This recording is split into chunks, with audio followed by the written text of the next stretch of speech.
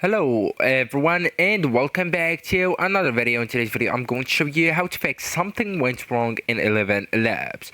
So actually guys, first I do really advise you to check your internet connection. So just ensure your connection is stable and fast enough by going with fast.com, for example. So right here where you can check your megabytes per second, okay.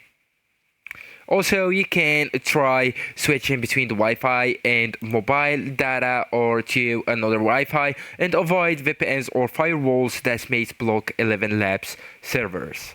Now, I advise you to do the next step, which is going to the three dots that's located at the top right corner and then go with the settings right here on the bottom of that menu, and after that you will need to go with privacy and security and then just go with delete browsing data, then select last 24 hours or last 7 days. You can even go with 4 weeks or all time and then just go with delete data. So we can go first with last hour and check, last 24 hours and check, last 7 days and check again.